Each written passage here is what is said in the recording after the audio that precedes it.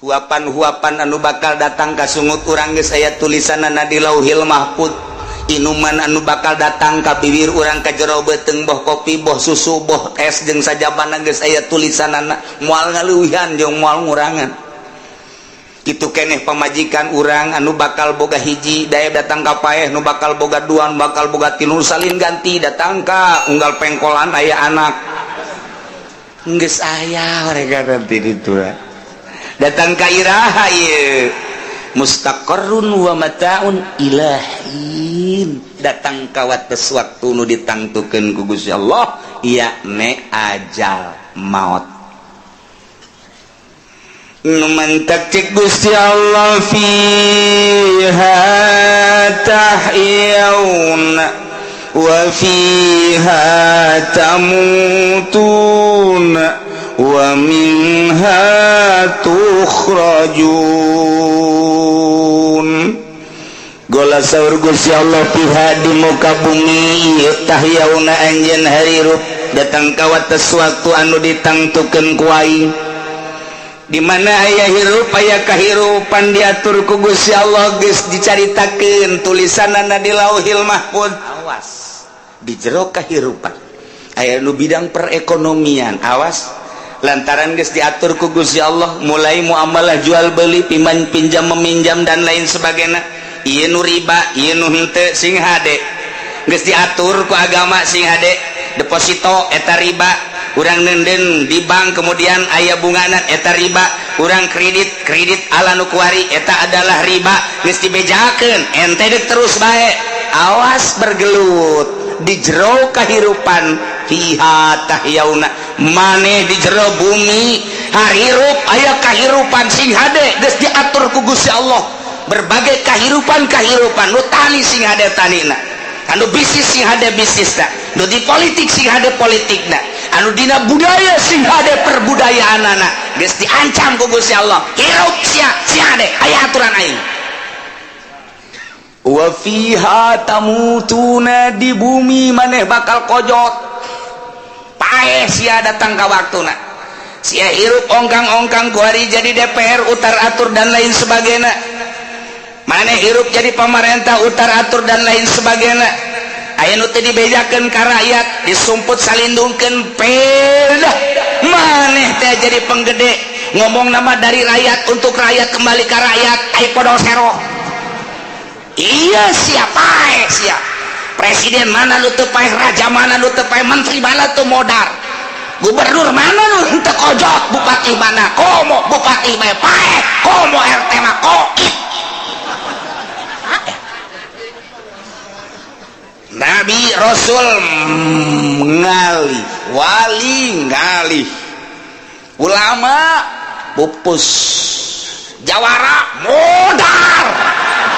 Bahasana sing ades ya, si ades ya, ulah, waduh jawara maut, wah sopan amat ka jawara, pinara kaun maut, modar. Dengekeun ku ceuli sia jawara mah, mon. Tuh, aing mah toser doang, sia nu neruskeun. Wa fiha tamutuna wa minha tukhrajun, di muka bumi lah maneh bakal dikaluarkeun engke dihudangkeun ku Gusti Allah. Masya Allah. Ialah Adam jeung anak kutu maneh, walakum fil ardi mustaqarrun, aya tempat tinggal padumukan, wa mata'un jeung berbagai kesenangan untuk menunjangi hirup maneh. Sebab di dunia tahyauna maneh harirup datang ka wates waktu anu ditangtukeun. Wa fiha, di dunia tamutuna paraeh maneh kuburanana, aya anu di kuburan biasa, aya di pakuburan luar biasa, aya anu di jero beuteung lauk, aya anu jero beuteung buaya, aya anu macan gajah jeung sajabana, aya anu tet ku tsunami, aya anu ku angin dan lain sebagainya.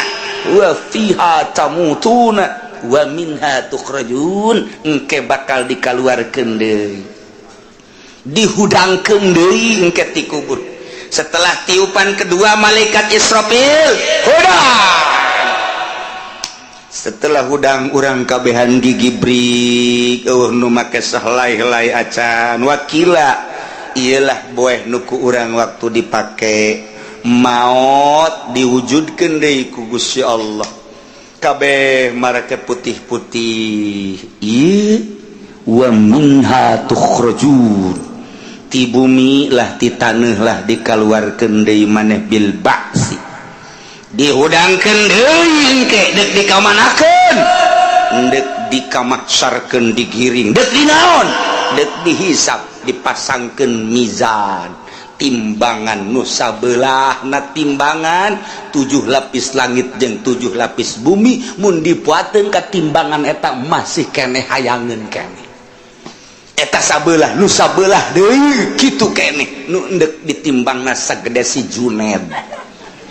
letik bakal diwujudkeun engke amal-amal urang lamun bagus berat nu belah katuhu mun jore berat belah kenca ieulah nu bakal terjadi engke ulah lalawora urang kuari hirup dengan sakadar nungguan waktu hungkul ngaler ngidul ngetan ngulon nu mantak urang masaki alhamdulillah di saat hirup pikukna kehidupan manusia nu fluktuatif kuari urang masih keneh sempat ngadengikeun ayat-ayat suci Al-Qur'anul Karim dengan harapan supaya terketuklah hati urang nganyahokeun sabenerna Allah teh sebagai pangeran nganyahokeun hukum-hukum Allah ketika hukum dimodif dibungkus supaya urang sadar geuning tah mah hukum lelalaga ieu nu asli mah ieulah kesadaran urang mangeranan ka Gusti Allah kesadaran hukum-hukum ti Gusti Allah kesadaran Al-Qur'an kitab samawi nu ku urang kuari sabaraha persen ieu dilakukeunana nu ku urang kuari sabaraha persen ieu ku urang diamalkeunana urang sadar sasadar-sadarna batur mah poe Minggu teh nu ka puncak batur mah nu ka Bandung batur mah anu ka Bali batur mah anu ka Amerika batur mah nu arulin lantaran boga duit ieu mah ku lantaran teu boga duit ngaji nu mantak bagusan lu teu boga duit nu sabenerna mah ja ieu ge mun boga duit mah wallahu a'lam nuhun urang dibere teu boga mudah-mudahan dibere teu boga duit terus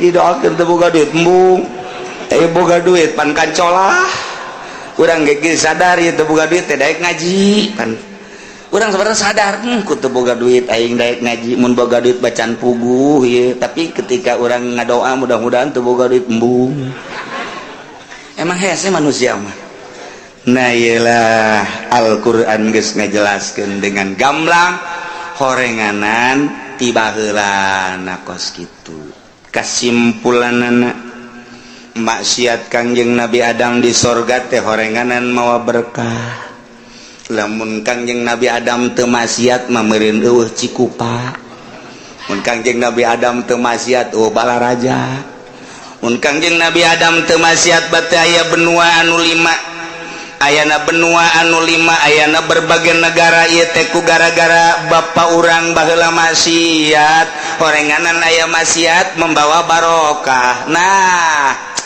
ulah dikira maksiat teh mawa berkah jelema keur teu maksiat mah ieu teu dibere panyakit teu inget-inget ka Gusti Allah barang manehanana mawa nu ngora can dikawin dibawa ku kendaraannya na haju tabrakan rek bae ka rumah sakit didinya kakarak inget Gusti Allah kamari mah teu Allah-Allahan barang pengkor jadi Allah-Allahan berarti eta maksiat mau berkah ngaranna nu kos kuari mah geus teu bisa naik mobilnya lantaran suku katuhuna pengkor teu bisa ngajejek gas geus kuari mah nyekelan tas bae ngadeukeutan kiai Assalamualaikum salam ka mana ngaji kunaon teu ngaji suku geus pengkor berarti pengkor mau berkah ku urang mah teu kapikir aya nu susah mau berkah aya nu maksiat mau berkah aya anu sugih harta mau fitnah keur susah majat teh adur-aduran kitu barang serba aya bro dipantau bro di juru ngalayah di tengah imah hayang mobil naon sakumaha kosorum bae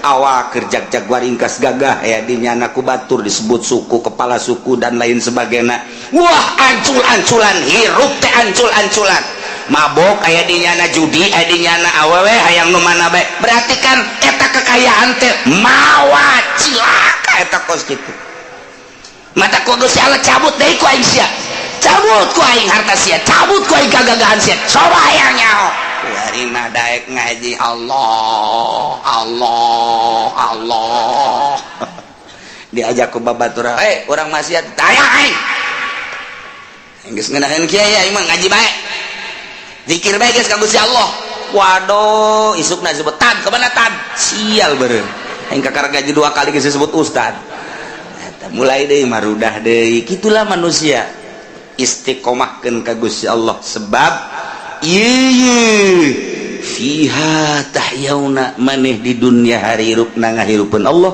wa fiha tamutuna paeh dipaehkeun ku Allah wa minha tukhrajun dihudangkeun deui ka Gusti Allah ieulah kahirupan urang nu kuari tinggal engke ngalalakon Kangjeng Nabi Adam teh kapan Kangjeng Nabi Adam teh can boga calana ieu terus bae iblis ngagoda ceramah pidato dan lain sebagainya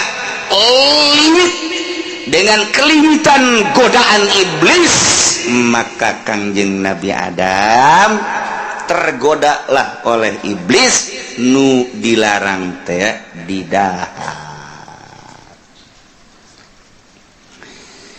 Begitu didahar ku Kangjeng Nabi Adam alaihi salam teh kapan falam mazaqo syajarata barang diicip-icip ku Kangjeng Nabi Adam jeung Siti Hawa eta tangkal gandum didahar teh kontan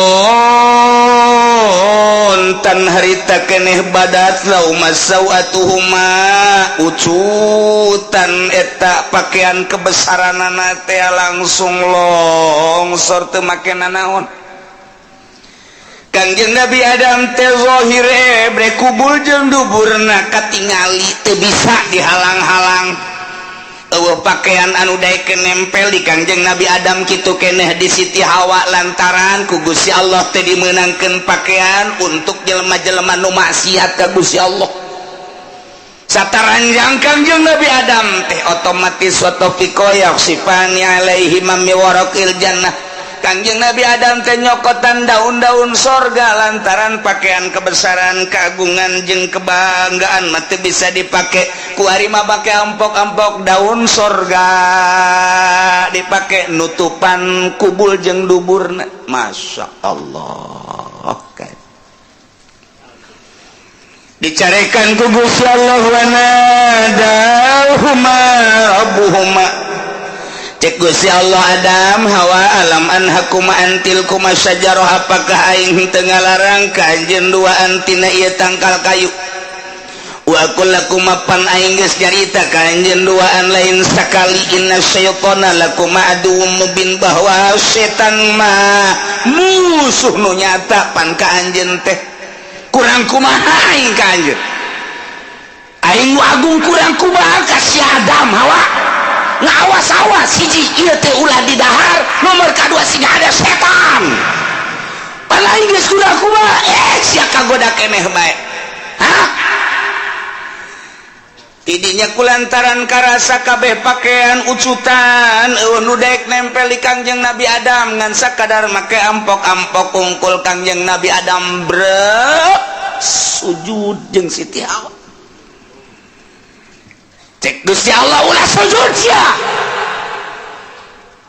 ulah sujud udang bakal nyaho sia awas akibat tina maksiat sia kae Kangjeng Nabi Adam langsung cerik ngadoa ka Gusti Allah qala rabbana zalamna anfusana wa illam taghfir lana lanakunanna minal khasirin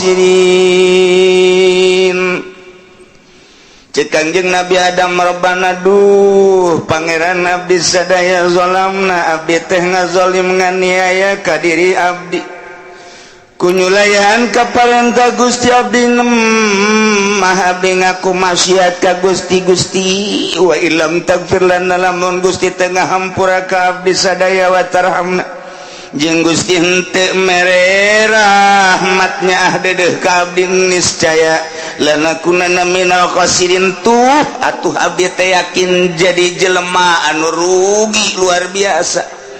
Sami sareng Gusti hampura kasalahan abdi rahmatan abdi Gusti nu enggeus bae maksiat abdi teh ulah dijadikeun abdi teh termasuk jelema anu rugi sanang rugi saumur-umur. Abdi ngaku Gusti abdi teh maksiat abdi teh ngaku kasalahan Gusti tapi pan Gusti mah maha hampura Gusti mah maha rahim rahmatan abdi jeung magfirahan abdi nyanggakeun sadaya-daya ti luhur sausap rambut ti abdan saibas dampang nyanggakeun ka Gusti bade dikumahakeun abdi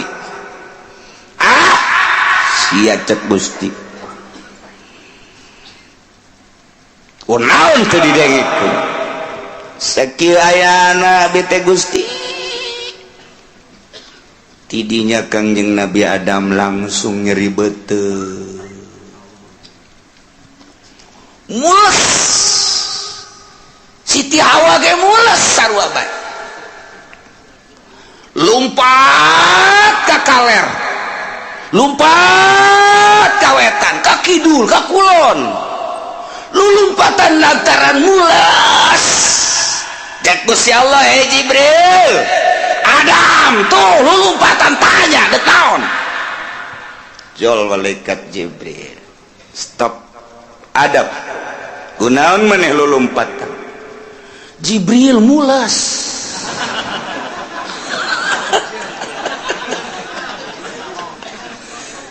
teka artieun ku malaikat mulas naon ih mulas ieu aya nu deuk kaluar atuh kaluarkeun di mana Jibril dek dikaluarkeun anak atuh terserah coba pilih apakah dek dipermadani apakah dek di luhur kasur apakah dek di handapeun tangkal kayu anu rindang nu dihandapna indah apakah dek di anhar bangawan cok Jibril teu pararantes teu parantes ieu mah lantaran ieu mah pasti pasti naon lain deui mah nu deuk kaluar ieu mah asana lain deui kok jadi kieu sih kunaon emang cek Kangjeng Nabi Adam teh dipersilakeun abdi di sorga minuman kadaharan yang sajabana iwal ti ieu nu dilarang ku Gusti Allah pan anjeun ge nyaho Jibril ieu mah dilarang ieu mah sia mun di dahar mules beteng ke kaluarna jadi tai nu mantak ge atuh ieu teu pantes di sorga mah nya di sorga aya WC teu bisa di sorga mah lain sorga tuh aya WC mah hotel bintang 5 tambahan di 2 bintang 7 tetep bae aya WC-an bae aya WC-an bae lamun urang ningali perhotelan sadunia di Abu Dhabi nu termewah di dunia sapoena eta teh kapan 100 juta deuk saha nu hees di dinya sapoe 100 juta tah pan sapeutingna 100 juta sapoe sapeutingna 100 juta di ditu mah ku lagi ngan sapeuting ari tadi ditu aja bebeakan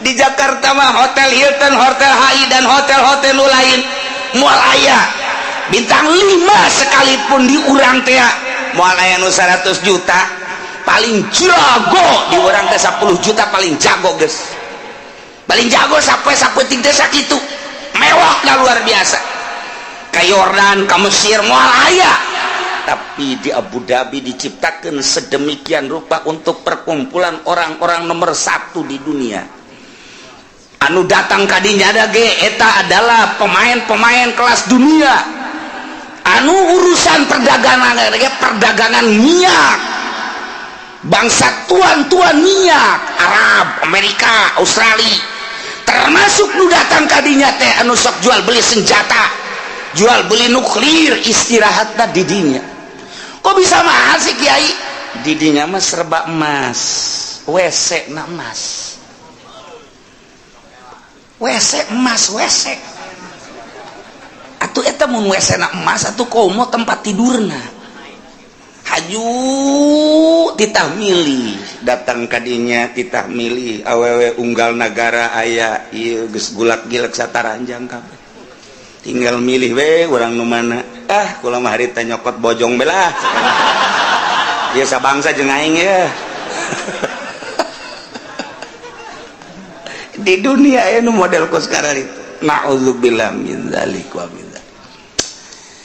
Artinya sehebat seindah seutama-utamanya di dunia tetap bae ngising gane wae lain sorga tuh ngising. Urang ngabangun imah puluhan miliar diciptakan secara surgawi diindah-indah kurang taman dan lain sebagainya cai sing kolocor hewan dan lain sebagainya timimiti hewan-hewan lauk anu araraya hewan-hewan kampung maya tambahan hewan-hewan anu bengis tur lingas mau macan gajah buaya diayakeun supaya jadi sorga tetap wayah nyeri betung ngising bae lain sorga tuh kos gitu mah lain sorga nanti di dunia mah ulah ciptakeun sorga lantaran tetap bae ngising bae. Nah ya Kangjeng Nabi Adam teh lulumpatan horenganan deuk ngising.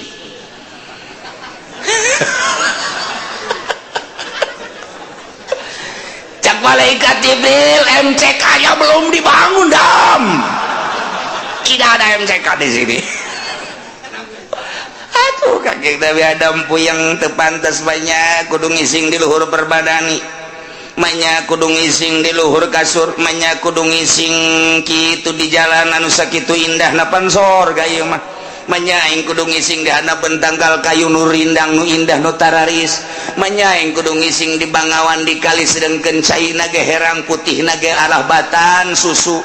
Sengitna alhabatan kastori amisna alhabatan madu manya ku aing diisingan di dinya atuh teu bisa emangna kali cadas diisingan ge pantes sama kali cadas di dia nu ngising di dia nu mandi atuh cadas ngaranna ge di ditu nu ngisikan atuh leos mentak hararideung urang cadas mah sorga pa dieu mah masyaallah.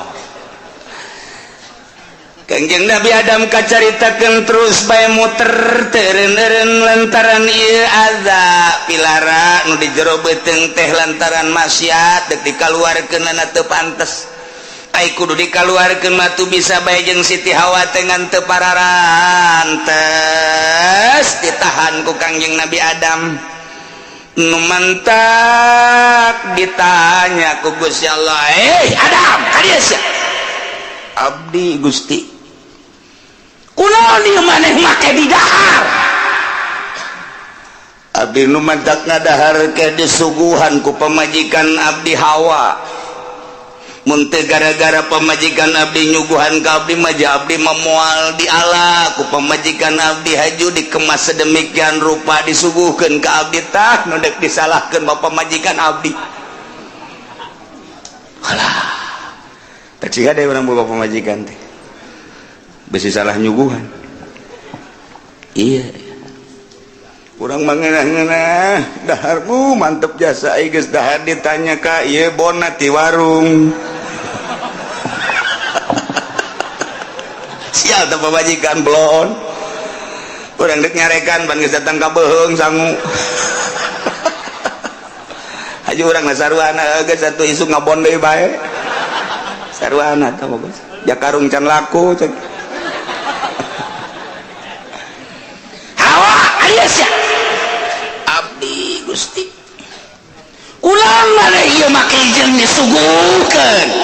Maneh ngarumpak tina perintah. Kunaon?" "Abdi teh ieu teh gara-gara nama orai Gusti datang ka abdi haju eta orai teh ngabibita ka abdi." "Mana oraina?" "Tuh keur ngaringkuk di juru sorga." "Orai ka dieu sia?" "Orai datang abdi Gusti hampura abdi mah lain makhluk sorga sebenarnya mah." "Wawanianan sia." "Aya nu nitah Gusti." "Saha nu nitah sia?" Iblis mana iblis dah nyaho si eta mah teu puguh lompatan hihiberannya nama aya kahayang sok datang nya nama teu aya kahayang mah puan nya nama kitu bae tiba heula percis kos DPR aya kahayang mah hayang dipilih bo atuh ka kiai ge mandap-mandap naon kahayang dibere ku nya naik kitu mah geus kapilih kiai leumpang ge ku nyana kacana ditutupan eta nu kos kitu ngaranna turunan iblis cak ora ieu mah sing nyalakeun ka aing blon ora ngomong jeung Allah kos kitu sak DPR kaduh ngaji aing canu kitas ya kaji-kaji lain DPR beja pemerintah ge kos gitu mana iblis ada nyangakeun ka Gusti des cari saya aya naon deui Gusti iblis peteger meta aja si aja saya iblis mah sia kurang ngaganggu ieu das kanyahoan ku aing sia horenganan serangkai ternyata kuari sia kuaing dihukum hiji mane Hawa lantaran maksiat kain Adam gara-gara sia kuaing dihukum sia per bulan barang sia bobogaan sia kudu keluar getih ngaran sakumaha tangkal kayu osok keluar getih sok keluar mun dibacok ku urang keluar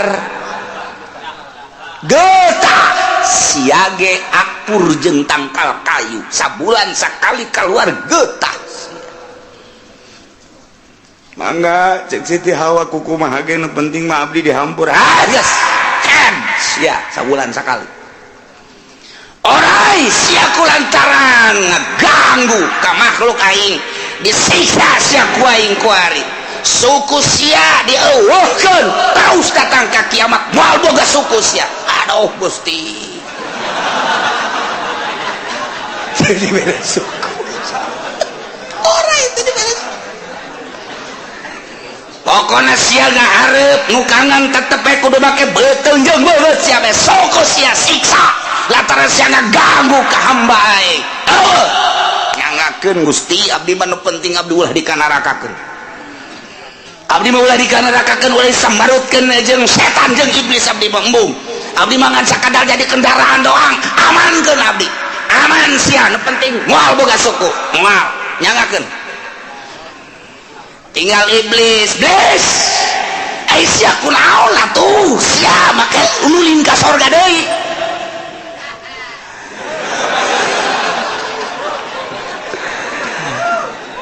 resep abdi eueuh ganggueun eueuh omeun Gusti bangsa abdi deui bangka waras ya maka iblis diturunkeun ku Gusti Allah sakumaha kamari diturunkeunana bil ubullati di negara Ubulah teh Jabalun di kurbil Basrati eta hiji gunung dekat Basrah tidinya gunung cuman gunungna aya di tengah-tengah laut kos gunung nu kamari bitu di NTB teh eta gunung cuman di tengah laut didinya lah iblis diturunkeun brus ka gunung Ubulah terus dana ka dasar laut tinggal Kangjeng Nabi Adam jeung Siti Hawa termasuk orang yang bakal Allah ngadauh gol ihbitu ba'dukum li ba'din adu Adam Hawa turun maneh ke sorga layak sorga dicicigan ku jelema anu maksiat ka aing layak sorga dicicingan ku jelema anu nukangan ka aing geus diampurana diampure sia ku aing cuma turun lantaran eta di jero beuteung sia aya nu kudu dikaluarkeun teu pantas ditimpen di sorga cepat turun sia ngisi sia di sorga di dunia turun Kangjeng Nabi Adam jeung Siti Hawa teh bimas samalata alaihi beserta anak cucu Kangjeng Nabi Adam anu diayakeun ku Gusti Allah di tonggong Kangjeng Nabi Adam. Berarti waktu Kangjeng Nabi Adam turun teh urang aya di tonggong Kangjeng Nabi Adam alaihi salam milu urang ti sorga ka dunya ka dieu. Ingat, lantaran maneh tadi ditanya teh silih salahkeun kunaon Adam abdi mah ku pamajikan, kunaon si Hawa abdi mah ku orai, kunaon si orai ku iblis. Berarti di sorga keneh nyana teh geus pasidi nu mantak di dunia begitu turun cek Gusti Allah ba'dukum li ba'din adu sawareh anjeun bakal jadi musuh jeung sawarehna deui. Adik jeung kakak loba nu jadi musuh, alo jeung emang jadi musuh, kitu keneh jeung uwa jadi musuh, bawahan jeung atasan jadi musuh, kitu keneh atasan jeung leuwih atasan deui jadi musuh, pamarentah jeung pamarentah mumusuhan, pamarentah jeung rakyat mumusuhan, anu ajibing ajib mah anak jeung kolot jadi musuh, pamajikan jeung salaki ge mumusuhan terus bae dor darunggal poe, tapi ai anakan mah terus awet rajet. Iyalah horenganan ba'dukum li ba'din. Aduh geus dicaritakeun ku Gusti Allah ulah aneh. Lamun buuk pamajikan baseuh keneh isuk-isuk tapi geus dogdam. Tengah poe gua ledeg sing cileger. Tapi asal magrib baca lalager. Sempak geus teu dipake deui. Isuk-isuk jeung jaleger deui. Iyalah ba'dukum li ba'din. Aduh, Masya Allah. Gara-gara Kangjeng Nabi Adam nyalahkeun ka pamajikan, pamajikan nyalahkeun ka orai eta di sorga keneh orai nyalahkeun ka iblis. Atuh ku Gusti Allah dijelaskeun horenganan di alam dunia teh ba'dukum li ba'din adu. Silih zolim ka BG kakakna embunga bagi warisanana ka adik-adina ngarasa boga hak. Awas ya ku aing emang aing teu pernah ka Ciomas. Cek janna mah aing teu boga golok Ciomas marananan penggel ku aing sia kajen kukumah ge kakak tinggal kakak inu kos kieu mah. Aya deui tukang main koprok anak buah anak lantaran teu diberesit ku bandarna ulah sambat kaniaya ngeunah dinyana bae kajen kuku bagi aing nu mamawa anak koprokna tapi aing telok diberesit dipitaskeun ku aing jurig jeung jurig ba'dukum li ba'din. Aduh mulai turun Kangjeng Nabi Adam ka mana Kangjeng Nabi Adam diturunkeun hubito adamu bisarnadib. Kangjeng Nabi Adam diturunkeun ti surga ka gunung Sarnadib Jabalun bil Hindi di India. Siti Hawa diturunkeun wa Hawa diturunkeun bi Jeddah di Jeddah. Masya Allah. Orai di mana diturunkan orai? Wal hayat bitot di Sajistan, di Sajistan, Soviet, jajahan Soviet Afghanistan Sajistan. Diturunkan geus kabeh teh kakarak di dunia aya sakituan doang. Tidinya instruksi Gusti Allah ka Kangjeng Nabi Adam, Kangjeng Nabi Adam barang diturunkeun di gunung Hindi Sarnadib langsung Kangjeng Nabi Adam turun ka handap. Tidinya langsung brek sujud Kangjeng Nabi Adam ceurik ka Gusti Allah terus tobat. Teureun-eureun Kangjeng Nabi Adam maca doa nu tadi Rabbana zalamna anfusana wa illam taghfir lana wa tarhamna lanakunanna minal khasirin. Terus bae dibaca ku Kangjeng Nabi Adam Rabbana zalam bari sujud Rabbana zalamna anfusana wa illam taghfir lana wa tarhamna lanakunanna minal khasirin. Rabbana zalamna anfusana wa illam taghfir lana wa tarhamna lanakunanna minal khasirin. 40 poe cek sakaol 40 tahun ngaracak tina mata Kangjeng Nabi Adam teh cai mata lantaran ngolocor bae cai mata datang ka okos kali ngamalir teu eureun-eureun cai mata teh terus bae ngecelakan bari sujud nu dikatuhu ka arah katuhu nu dikenca ka arah kenca jadilah solokan. Masya Allah. Cek Gusti Allah Adam irfa ra'saka gum tanggah kuda maneh geus dihampura ku kaula termasuk pamajikan anjeun dihampura tugas ayeuna mah pamajikan maneh teangan ku maneh datang ka kapanggih. Alhamdulillah Gusti abdi geus ngadenge hampura ti Gusti jembar abdi teangan pamajikan lempang Kangjeng Nabi Adam teu nyaho arah di mana pamajikan ayan munajat ka Gusti Gusti anu maha sagala-galana arah mana Gusti pamajikan abdi rindu abdi ka pamajikan abdi pamajikan abdi nu biasa ngaladenan abdi ngusapan abdi segala rupa di mana ayana make calana tak henteu sok aja macem-macem teangan heula can aya pamatek can aya istem can aya kitu tek-trek baru tek-trek tomato pamatek damatek sepe dan lain sebagainya can aya make ampok-ampok dang daunan. Maka diantara cek riwayat nu dipake ku Kangjeng Nabi Adam adalah daun kayu ambar di sorga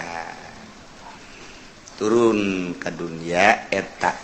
Nah eta kayu ambar haju ditinggalkan waktu di India dek neangan Siti Hawa jadilah berkembang kayu ambar kuari kayu ambar teh sok dijieun tasbih lain kayuna tapi eta tah lamun disogek keluar naon ngaranna getahna getah kayu ambar mun urang meuli tasbih di Madinah kula boga ngan teu kabawa poe ka beli di Madinah atau di Mekah eta bakalna digramaha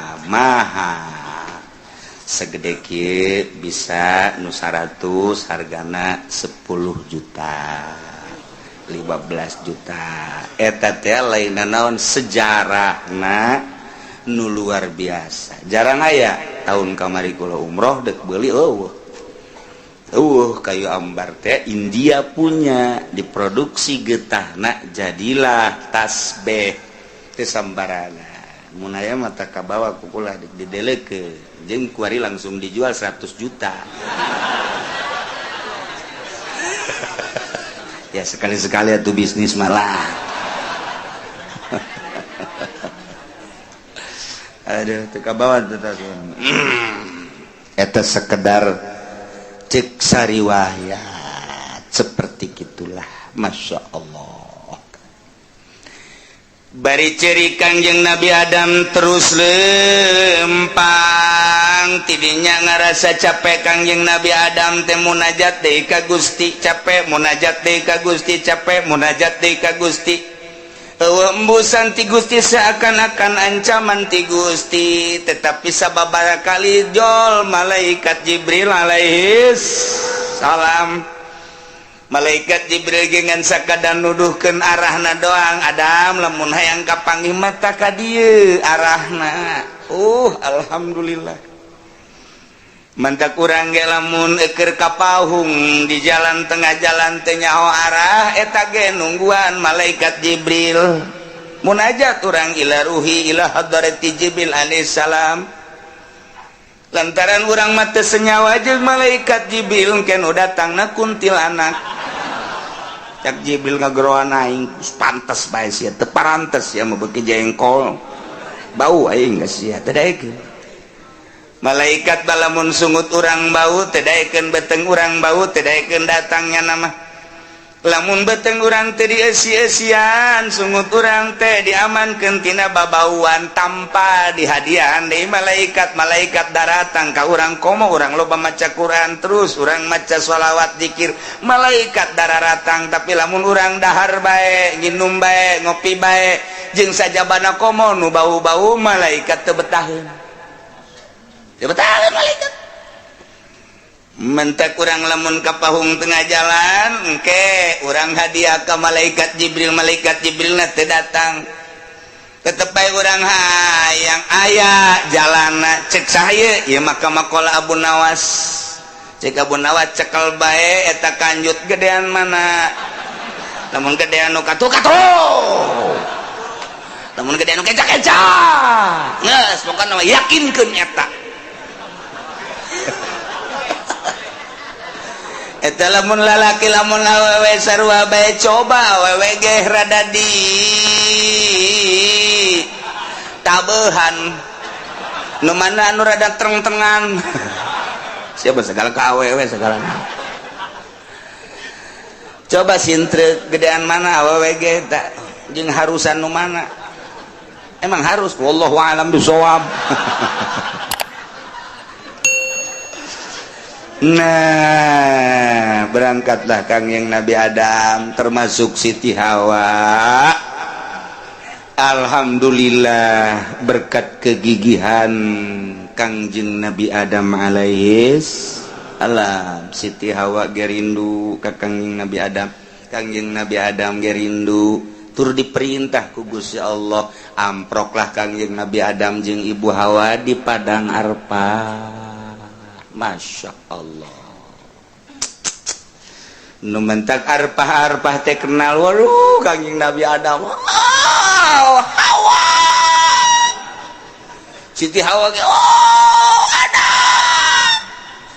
Romi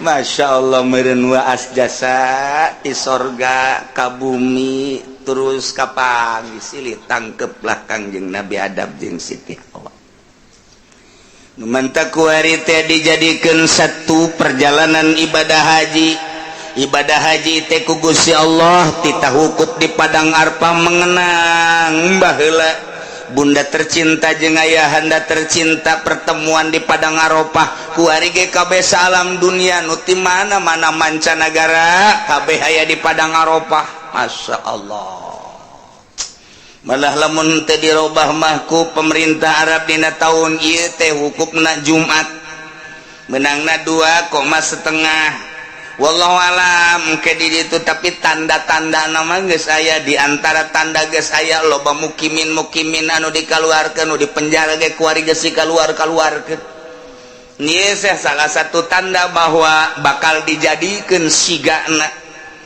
sabenerna mah dina hadis Muslim dina hadis Bukhari ali haji mah ieu adalah hajul akbar lain poe Jumat ge ku sadume Kangjeng Nabi wukufna poe Jumat maka dijadikeun haji akbar padahal mah seluruh haji akbar bae ngan kulantaran Kangjeng Nabi baheulana wukuf di padang Arfah na poe Jumat jadi nu poe Jumat dianggap akbar malah ieu engke gaji naik 7 kali lipat segala rupa naik ke di Saudi Arabia mun gaji naik bala-bala ge nu biasa sareal 7 real waduh mahal jadi iya haji akbar geus pake kacapangan we sadunya jadi haji akbar tahun ieu untung sekali nu berangkat tahun ieu mun teu dirobah mun dijadikeun ku Saudi Arabia ku raja ieu wukufna poe Jumat. Masya Allah Kangjeng Nabi Adam teh geus kapanggih jeung Ibu Hawa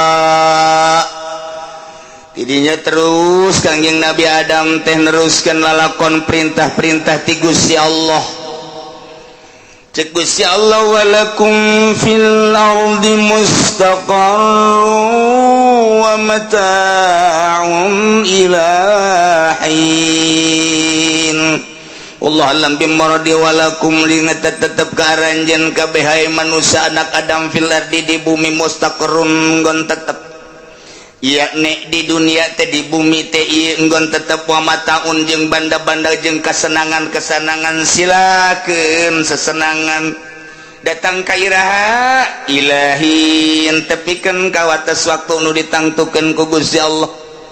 Geus urang kabehan teh janji Allah kabeh bakal ngabogaan tempat tetepna lahir di mana cicing di mana bakal datang ka waktuna iraha geus ditangtukeun ku Gusti Allah. Urang lahir di mana imah-imah jeung saha tatanggaan jeung saha cicing di saha tatanggaan jeung saha datang ka waktuna urang sabaraha tahun umur teh geus aya ti dituna horenganan cek Gusti Allah walakum fil ardi tetep ka aranjeun kabeh wahai Adam Hawa berikut anak cucu anjeun mustaqarrun aya nggon tetep padumukan di bumi marane aya anu di benua Asia nu di benua Amerika nu di benua Australia Eropa di jero benua Asia teh aya nu Asia Timur Asia Barat Asia Pasifik dan lain sebagainya urang kuari aya nu di belahan ASEAN kebenaran urang teh nanangga jeung Malaysia di Indonesia na kebenaran urang mah di Banten na kebenaran macem-macem urang teh aya ngan ieu mayoritas Tangerang aya nu di Serang Pandeglang Rangkas Betung segala rupa ka ditu tidinya teh anu di Tangerang nage anu di Cepatan anu di Kampung Melayu Teluk Naga Cikupa kabeh aya nu terindah Kecamatan Pasar Kemis mantep jasa tidinya padumukan masing-masing teh di Pasar Kemis ge aya anu di Kawaron anu di Etek anu di Kendal Masya Allah anu di kampung anu pangjore-jorena kampung-kampung pondok nu di Picung jeung sajabana jore ongkoh pondok tapi teu bisa ngaji pondok terus nu digelam nu digembor kabeh horenganan geus aya dina Al-Qur'an walakum fil ardi mustaqar silahkeun wa mataun jeung banda-banda ente karesepna naon di dinya barang dahareun inuman ge sarua bae naon karesepna kitu keneh pakaian naon kasenengna wa mataun anu resep somai anu resep bala-bala anu batagor anu resep baso mie jeung sajabana silakeun matang maka pakaian ge anu tina wol nu kandal tina sepe nu kandal aya anu tina pamatek tek-tek jeung sajabana aya anu tina hero anu sipon jeung sajabana ieu urusan pakaian kitu keneh urusan sandang jeung panganna macem-macem ieu geus ditangtukeun ku Gusti Allah walakum fil ardi mustaqarrun wa mataun datang ka ira ilahin datang ka wates waktu nu ditangtukeun ku Gusti Allah. Zaid mah waktuna tengan seukur 20 tahun Umar mah 30 tahun Dadap mah 40 tahun Waruk mah 50 tahun Zaid Umar Bakar mah datang ka umur 70 tahun ieu mah Ki Khalid mah meloncat saurang datang ka umur 150 tahun ilahi waktu nu geus ditangtukeun teu bisa mundur teu bisa maju hin datang ka geus ditangtukeun waktu-waktuna huapan-huapan anu bakal datang ka sungut urang geus aya tulisanana di Lauhil Mahfuz inuman anu bakal datang ka bibir urang ka jero beuteung boh kopi boh susu boh es jeung sajabana geus aya tulisanana moal ngaleuwihan jeung moal ngurangan kitu keneh pamajikan urang anu bakal boga hiji daeb datang ka paeh nu bakal boga dua nu bakal boga tilu salin ganti datang ka unggal pengkolan aya anak geus aya warga nanti ditu datang ka iraha ieu mustaqarrun wa mataun ilahin datang ka wates waktu nu ditangtukeun ku Gusti Allah yakni ajal maut nu mantak cek Gusti Allah fiha tahyaun wa fiha tamutun wa minha tukhrajun gola saur Gusti Allah pihak di muka bumi tahyauna anjeun harirup datang ka wates waktu anu ditangtukeun ku aing di mana aya hirup aya kahirupan diatur ku Gusti Allah geus dicaritakeun tulisanana di Lauhil Mahfuz aya nu kahirupanana teh di bidang pemerintahan ngelola masyarakat jeung nagara politik ngaranna gede bohong politik malah mun teu ngabohong mah atuh moal boga duitnya mah jadi hasil jerih payah politik mah eta adalah gedebul gede bohong aya nu kahirupanna teh ti perekonomian perizinan kunyana terus bae izin pabrik anu datang ke pabrik minuman ge terus bae diizin jangkepan di akhirat teh bakal ditanya Zaid kunaon maneh atuh nginum bir abdi nu bantak nginum bir pan aya di warung deket imah abdi saha nu boga warungna Haji Arif kasih Haji Arif sial Haji Arif kunaon maneh atuh dagang ieu dagang naon gara minuman lantaran loba nu mengkonsumsuna tapi dina mah deuk ngonsumsi abdi mah dagang teh nyadiakeun urang Korea urang Thailand urang Jepang urang Amerika bule dan lain sebagainya aika belah ditu mah nu meulina saha bae bu ambalaya kunaon atuh maneh bisa dagang dirinya kok make izin dagang bebas-bebasan pan eta mah dilarang emang lurahan aya mana lurahna panggil lurahna engke dipanggil kunaon maneh teu peduli di dinya teh kapan aya nu dagang minuman nya nyahoeun urusan polsek ge polisi nyahoeun datang ka mabes ge nyahoeun panggil polisi ti mimiti kapolsek kapolres polda terus dipanggil kabeh ieu mapan geus aya surat izin ti DPR pusat bahwa kami mengizinkan menjual barang haram untuk kebutuhan orang-orang bule di dinya teh saha aya nu ngizinkeunana kami musyawarah jeung syaitonir rajim presiden selantaran si eta atuh cicing bae panggil kabehan nah tinggal kiai dipanggil kiai kan ngabeten ngatuh aya nu dikaluarkeun meureun urutan Adam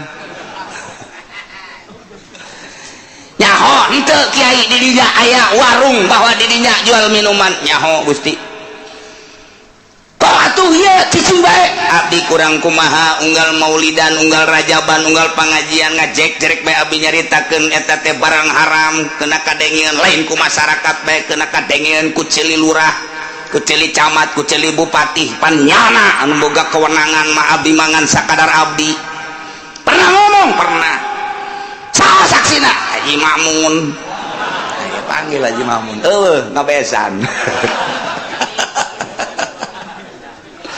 kiai bakal katanya itu tah didinya lah bakal aya persidangan anu dahsyat luar biasa di jero kahirupan teh Gusti cak kiai teh datang ka ngabudah-budah abdi ngomong sabenerna mah araroplo jeung gararoblog kabeh Gusti ngan abdi doang nu upload teu goblok mah sieun nyawanan cak malaikat kurang kumaha abdi ngomong ja abdi geus ngomong bae kadenge ku balarea lain bae ku aparat rakyat ngadenge kabeh polisi ge jajahoeun atuh kahayang abdi mah hayang bareres badi nagara mantak naon dicabut surat izinna ulah aya pabrik tah lamun geus kos kitu kakarak mantep cabut surat izinna ulah aya pabrik minuman ieu mah di Cangkareng pabrik minuman sakitu ngujugirna di Bandung pabrik minuman luar biasa di luar nama Fanta di luar nama Sprite orang di jero nama segala vodka segala John segala macam-macam dan lain sebagainya cak batur atuh aja aing ngomongin lain naon lain ieu malah mun dicabut mah Gusti tah abdi teh sebagai usulan ka Gusti ieu mah tuh hayang abdi mah da cabut kun teu dicabutna maka eta rorol jeung garoblog mangga nyangakeun sadaya-daya tamah. Nah iyalah maksiat berkolektif keseluruhan ti mimiti RT datang ka luhur nu boga kewenangan kemudian henteu ngagunakeun kewenanganna. Kiai mangan sakadar ngomong doang geus cukup. Kiai mah unggal panggung mimbar ngomong haram haram haram, kalau bisa mohon cabut, cukup sakitu sebab teu boga kewenangan nu bakal dikerbekeun di neraka mah etalah ti mimiti RT datang ka presiden. Iya orang main-main, masya Allah. Kumacana kiai lamun RT na haji, teu haji teu naon pokona mah haji na marbud, neraka. Masya Allah, iyalah orang lamun orang nyaritakeun kos kitu eungap engke di akhirat. Ku hari mangeunah bae, polisi datang ke pabrik sogok, dewan asup ke pabrik sogok, dan lain sebagainya kebutuhan sogok, kerjasama lah di ditu. Nah di akhirat sih ya hayang geura kiamat daeng hayang geura neuleuh. Emang kiai cenah bakal salamet aing mah salamet ka cenah kok mah teh. Boh, sok mah tuh lain aing bae ieu nu ngarara juga salamet kabeh. Ulamin amin jasa ke DPR pan. Bisa. Aing geus sakadar ngabejaan doang. Iya keur carita fiha tahyaun, di jero bumi maneh hirup. Ketika carita hirup aya kahirupan, bergelut di bidang perpolitikan, pengizinan, aya kekuasaan dan lain sebagainya. Diantep ngantepna ieulah awas di jero kahirupan. Aya nu bidang perekonomian, awas lantaran geus diatur ku Gusti Allah mulai muamalah jual beli, pinjam meminjam dan lain sebagainya. Ieu nu riba, ieu nu henteu sing hade geus diatur ku agama sing hade. Deposito eta riba, urang nenden di bank kemudian aya bungana eta riba, urang kredit ala nu kuari eta adalah riba, geus dibejakeun ente deuk terus bae. Awas bergelut di jero kahirupan fiha tahyauna, maneh di jero bumi harirup aya kahirupan sing hade geus diatur ku Gusti Allah. Berbagai kahirupan nu tani sing hade tanina, anu bisnis sing hade bisnisna, nu di politik sing hade politikna, anu dina budaya sing hade perbudayaanana geus diancam ku Gusti Allah. Hirup sia hade aya aturan aing. Wa fiha tamutuna, di bumi maneh bakal kojot paeh sia datang ka waktuna. Sia hirup ongkang-ongkang ku hari jadi DPR utar atur dan lain sebagainya. Maneh hirup jadi pemerintah utar atur dan lain sebagainya. Aya nu teu dibejakeun ka rakyat, disumput salindungkeun perdah. Maneh teh jadi penggede, ngomong nama dari rakyat untuk rakyat kembali ke rakyat, ai podol sero. Iya siapa siap presiden mana lu teu paeh, raja mana lu teu paeh, menteri mana tuh modar, gubernur mana lu henteu kojot, bupati mana komo, bupati mah paeh, komo RT mah koit. Nabi Rasul ngalih, wali ngalih, ulama pupus, jawara modar. Bahasana sing ades ya, si ades ya, ulah, waduh jawara maot, wah sopan amat ka jawara, pinara kaun maot, modar. Dengekeun ku ceuli sia jawara mah, mon. Tuh, aing mah toser doang, sia nu neruskeun. Wa fiha tamutuna wa minha tukhrajun, di muka bumi lah maneh bakal dikaluarkeun engke dihudangkeun ku Gusti Allah. Masya Allah. Ialah Adam jeung anak kutu maneh, walakum fil ardi mustaqarrun, aya tempat tinggal padumukan, wa mata'un jeung berbagai kesenangan untuk menunjang hirup maneh. Sebab di dunia lah tahyauna maneh harirup datang ka wates waktu anu ditangtukeun. Wa fiha, di dunia tamutuna paraeh maneh kuburanana, aya anu di kuburan biasa aya di pakuburan luar biasa, aya anu di jero beuteung lauk, aya anu jero beuteung buaya, aya anu macan gajah jeung sajabana, aya anu tet ku tsunami, aya anu ku angin dan lain sebagainya.